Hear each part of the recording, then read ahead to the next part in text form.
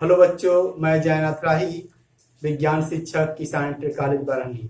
आज हम कक्षा 10 के विषय विज्ञान के अंतर्गत अध्याय 3 धातु और अधातु के अंतर्गत हम लोग धातु कर्म के बारे में अध्ययन करेंगे। धातु जो होते हैं पृथ्वी के भूपर्वती में पाए जाते हैं, पृथ्वी के पृष्ठ में पाए जाते हैं।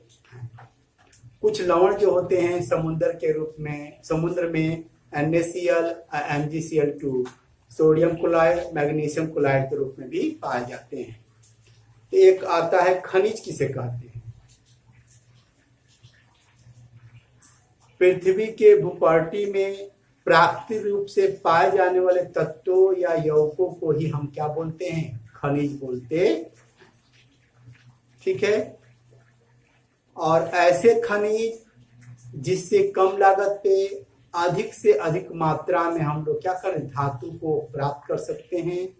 तो ऐसे खनिज को हम बोलते हैं अयस्क बोलते हैं। क्या बोलते हैं? अयस्क। सभी अयस्क खनिज हो सकते हैं, लेकिन सभी खनिज अयस्क नहीं होते। अब आइए परिभाषा जाने धातु कर्म का। अयस्क से धातु को अलग करना तथा शुद्ध रूप में प्राप्त करने के प्रक्रम को ही बोलते हैं हम लोग क्या? धातु कर्म बोलते हैं। धातु कर्म के अंतर्गत निम्नलिखित स्टेप्स आते हैं। कौन कौन से हैं आपके स्टेप्स?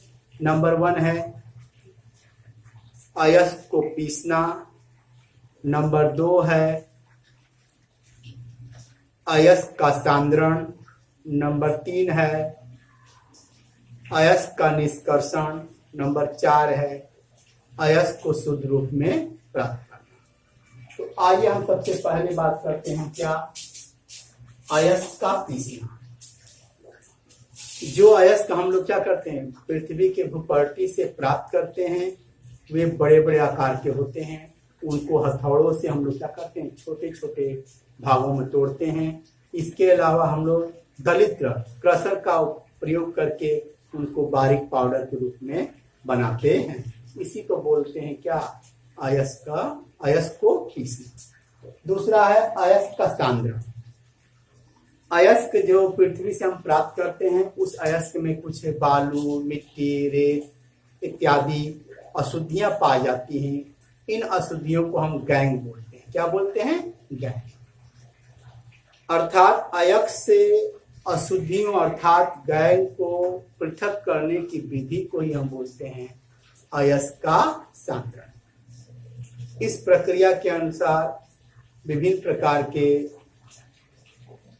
मेथड का उपयोग करते हैं। उसमें से नंबर 1 है द्वितीय पृथक्करण विधि। इस विधि में हम लोग क्या करते हैं? ऐसे अशुद्धि को दूर करते हैं। जो अशुद्धि क्या होती है? धातु से क्या होती है? भारी होती है और धातु हल्की होती है। तो द्वितीय पृथक्करण विधि से हम लोग क्या कर सकते हैं? अशुद्धियों को दूर कर सकते हैं। जैसे किसमें? ऑक्साइड और कार्बोनेट के अयस्क को हम लोग शुद्धिकरण किसे करते हैं? द्वितीय पृथक्करण विधि के द्वारा करते। नंबर 2 है चुंबकीय पृथक्करण विधि। चुंबकीय पृथक्करण विधि में हम लोग चुंबकीय प्रवृत्ति का इस्तेमाल करेंगे। चाहे इसमें जो अयस्क हो, धातु हो, वो चुंबकीय प्रवृत्ति का हो, या अशुद्धियां जो गैंग है वो चुंबकीय प्रवृत्ति का हो, तो उसमें हम लोग क्या है? चुंबकीय पृथक्करण विधि का इस्तेमाल करते। आइए क्या है एग्जाम्पल दिया गया है। एक टीन का अयस्क है कैल्शियम है। इसमें जो अशुद्धि पाई जाती है वो चुंबकीय अशुद्धि है। क्या नाम है? वोल्फ्रामाइड है। टीन के अयस्क कैल्शियम में चुंबकीय अशुद्धि पाई जाती है, वोल्फ्रामाइड पाई जाती। तीसरी विधि है फेन प्लवन विधि। यह बहुत ही फेमस विधि है। अधिकांश अयस्कों का सांद्रण इसी विधि से किया जाता है। इस विधि में मुख्यतः सल्फाइड अयस्कों का सांद्रण किया जाता। इस विधि के अंतर्गत हम लोग क्या एक चैम्बर में पिसा हुआ बारीक क्या करते हैं, अयस्क ले लेते हैं, उसमें जल डाल देंगे, फिर उसमें तेल डालते हैं, चीड़ का तेल या यूकेलिप्टस का तेल डालते हैं। उसके बाद हम लोग उसमें वायु को प्रवाहित करते हैं। इसके वजह से क्या होता है, झाग उत्पन्न होता है। झाग के साथ पानी की सतह के ऊपर क्या होता है, आपका झाग ऊपर आ जाता है। उसी झाग में आपके अयस्क पाए जाते हैं, जबकि अशुद्धियां जो होती हैं क्या होती हैं, तली के नीचे गैंग के रूप में पाई जाती। इस तरह हमने क्या पढ़ा, अयस्क का सांद्रण 3 विधियों से। कौन कौन सी विधि है, गुरुत्वीय पृथक्करण विधि, नंबर 2 चुंबकीय पृथक्करण विधि, नंबर 3 फेन प्लवन विधि। आइए अब हम तीसरा स्टेप पढ़ते हैं धातु कर्म का, जिसका नाम है धातु का निष्कर्षण। सांद्रित अयस्क से शुद्ध रूप में धातु को प्राप्त करना ही क्या कहलाता, धातु का निष्कर्षण कहलाता। जो धातु का निष्कर्षण है वो सक्रियता श्रेणी के ऊपर डिपेंड करता है। देखिए कौन कौन से धातु हैं। सक्रियता श्रेणी में नीचे आने वाले धातुओं का निष्कर्षण, सक्रियता श्रेणी में मध्य में स्थित धातुओं का निष्कर्षण, सक्रियता श्रेणी में ऊपर पाए जाने वाले धातुओं का निष्कर्षण। यहाँ 3 तरह के धातुओं का निष्कर्षण को हम लोग कैटेगरी बाय कैटेगरी का बांट करके अध्ययन करेंगे। पहला कैटेगरी क्या है, सक्रियता श्रेणी में नीचे आने वाले धातुओं का निष्कर्षण। जो सक्रियता श्रेणी में नीचे वाले जो धातु होते हैं वो कम क्रियाशील होते हैं, अर्थात वो क्रियाशीलता बहुत कम दर्शाते हैं। ऐसे कम क्रियाशील धातु जो होते हैं या तो स्वतंत्र रूप में पाए जा सकते हैं, जैसे सोना, चांदी, प्लेटिनम, तांबा, और कुछ क्या होते हैं यौगिक के रूप में भी पाए जा सकते हैं। जैसे आपका कॉपर है, सिल्वर है, वो यौगिक के रूप में पाया जाता है। उनके यौगिक किस रूप में हो सकते हैं, सल्फाइड के रूप में हो सकते हैं या ऑक्साइड अयस्क के रूप में हो सकते हैं। इन तरह के धातुओं का निष्कर्षण से पहले हम उसको धातु ऑक्साइड में बदलेंगे, तब जाकर के शुद्ध रूप से हम धातु प्राप्त कर सकते हैं। आइए देखते हैं। इन धातुओं के ऑक्साइड जो होते हैं केवल हमको गर्म कर देंगे, गर्म करने से ही हमको क्या होगा, धातु प्राप्त हो सकता है। एग्जाम्पल देखिए, जो सिनाबार है वह मरकरी का क्या है, अयस्क है। इसके अंदर सल्फर जुड़ा हुआ है। जब हम इसको क्या करते हैं, वायु के प्रेजेंस में अधिक ताप पे जब गर्म करते हैं तो ये मर्क्यूरिक ऑक्साइड में बदल जाता है और साथ में सल्फर डाइऑक्साइड गैस निकालता है। इसको फिर हम लोग क्या अधिक ताप पे, ये बन गया आपका धातु का ऑक्साइड, मर्क्यूरिक ऑक्साइड बन गया। अब इसको हम गर्म कर देंगे तो हमको मरकरी प्राप्त हो जाए, ऑक्सीजन आपका बाहर निकालता है। दूसरा एग्जांपल है Cu2S है, कॉपर सल्फाइड है। जब इसको हम लोग तापन देंगे, गर्म करेंगे तो कॉपर ऑक्साइड बनेगा, साथ में सल्फर डाइऑक्साइड गैस निकलेगी। फिर इसको हम लोग कॉपर ऑक्साइड को हम लोग कॉपर सल्फाइड से मिलाकर गर्म करते हैं तो 6 मोल हमको कॉपर मिलेगा, साथ में सल्फर डाइऑक्साइड गैस निकले। अर्थात जो सक्रियता श्रेणी के नीचे वाले धातु आते हैं उनके अक्स को ऑक्साइड के रूप में परिवर्तित करके ताप दे करके हम लोग धातु को प्राप्त कर सकते हैं। अब दूसरा आता है सक्रियता श्रेणी में मध्य में स्थित धातु का निष्कर्षण। ये जो धातु होते हैं मध्यम क्रियाशीलता को दर्शाते हैं। इसके अंतर्गत Zn आता है, Fe, Pb आते हैं। ये पृथ्वी के भूपर्टी में या तो ऑक्साइड के रूप में पाए जाएंगे या सल्फाइड या कार्बोनेट के रूप में पाए जाएंगे। हम पहले से जान चुके हैं कि धातु ऑक्साइड से धातु प्राप्त करना आसान है, इसीलिए हम लोग सल्फाइड को और कार्बोनेट को हम लोग किस में बदलते हैं, धातु ऑक्साइड में बदल करके क्या करते हैं, धातु को प्राप्त कर सकते। यहां देखिए धातु की जो सल्फाइड है, कार्बोनेट है, उसको पहले हम ऑक्साइड में बदलेंगे, फिर अपचयन विधि के द्वारा हम क्या करेंगे, धातु को प्राप्त कर लेते। इसके लिए हमारे पास 2 प्रोसेस है, एक भर्जन है जो सल्फाइड अयस्क के लिए है और एक है निस्तापन जो क्या है कार्बोनेट अयस्क के लिए है। भर्जन में क्या करते हैं, जो अयस्क को हम लोग क्या करते हैं, वायु की उपस्थिति में अत्यधिक ताप पे गर्म करके हम उसको ऑक्साइड में परिवर्तित कर देते हैं, और ऑक्साइड में परिवर्तित करने के बाद अपचायक होते हैं, उनका उपयोग करके हम लोग क्या कर सकते हैं, धातु को प्राप्त कर सकते हैं। देखिए यहाँ पे यहाँ Zn है, ये प्रेजेंस है किसका, ऑक्सीजन का। जब हम गर्म करते हैं तो जिंक ऑक्साइड बनता है, सल्फर डाइऑक्साइड बाहर निकलता है। इसी जिंक ऑक्साइड को कार्बन जो है के द्वारा हम अपचयन कराते हैं, तो हमको Zn प्राप्त हो जाता है, कार्बन मोनोऑक्साइड बाहर निकल आता है। निस्तापन विधि में क्या करते हैं, इसके अंदर आप कार्बोनेट अयस्क को हम लोग अधिक ताप पे O2 की अनुपस्थिति में क्या करते हैं, हम लोग ऑक्साइड में बदलते। देखें यहाँ पे कैसे है, ये जिंक कार्बोनेट है, इसको ताप देते हैं, बिना ऑक्सीजन की उपस्थिति में Zn जिंक ऑक्साइड बनता है, कार्बन डाइऑक्साइड गैस बाहर निकलती है। इसी जिंक ऑक्साइड को कार्बन से जब हम लोग क्या करते हैं, कराते हैं, तो यहाँ अपचयन की क्रिया होती है, जिसके उपरांत आपका जिंक प्राप्त होता है, कार्बन मोनोऑक्साइड आपका बाहर निकल आता है। इन दोनों प्रक्रियाओं में कार्बन के द्वारा अपचयन कराया जाता है, कार्बनिक कोयले के द्वारा अपचयन करा करके हम लोग धातु प्राप्त कर सकते हैं। ये जो अपचयन है वो यहाँ पे अपचयन है विस्थापन विधि द्वारा भी किया जा सकता है। विस्थापन में क्या होता है, अत्यधिक क्रियाशील जो धातु होती है कम क्रियाशील धातु को हटा देती है, वहां पे जुड़ जाती है। इसके अंतर्गत आते हैं क्या, आपके सोडियम है, कैल्शियम, एल्युमिनियम है, इनका हम अपचायक के रूप में इस्तेमाल कर सकते। आइए एग्जांपल देखें, यहाँ पे 3MnO2 है, जब एल्युमिनियम से रिएक्शन कर रहा है तो क्या हो रहा है, यहाँ से ऑक्सीजन निकल जा रहा है।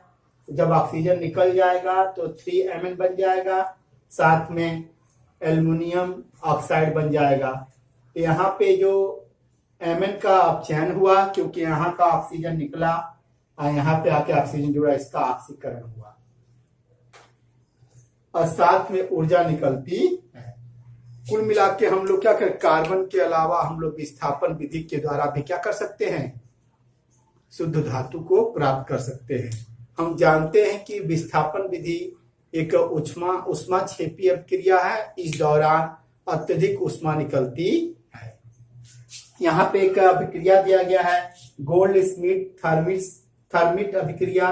इसमें क्या किया गया है कि उष्मा का उपयोग होता है। इसमें जो एक तरह के विस्थापन अभिक्रिया है, इसमें जो उष्मा निकलती है उस उष्मा का उपयोग हम लोग क्या कर सकते हैं, रेलवे के पटरियों में दरार जो पड़ी होती है और मशीन के पुर्जों में जो दरार पड़ी होती है उसको भरा जाता है, अर्थात ठीक किया जाता है। इसके अंदर क्या होता है, फेरस ऑक्साइड है, एल्युमिनियम से जब रिएक्ट करता है तो हम Fe आपको मिलता है, Al2O3 प्लस उष्मा निकलती है। यहाँ पे जो Al है वो अत्यधिक क्रियाशील है, वो क्या कर दे रही है, Fe को रिप्लेस कर दे रही है और वहां पे जुड़ जा रही है। इस तरह हमको धातु प्राप्त हो गया।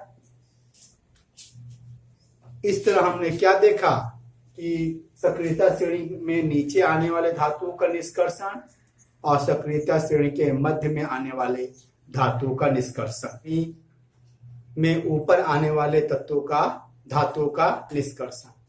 ये जो धातु होते हैं वो अत्यधिक क्रियाशील होते हैं, इसीलिए स्वतंत्र रूप में नहीं पाए जाते हैं, ये हमेशा किसी यौगिक के रूप में ही पाए जाते हैं। इनके अयस्कों का जो सांद्रण है या निष्कासन है वो हम लोग कार्बन के द्वारा नहीं कर सकते। अर्थात समझिए, इसके अंतर्गत जो अधिक क्रियाशील धातु क्या है, पोटेशियम है, सोडियम है, कैल्शियम, मैग्नीशियम और एल्युमिनियम है।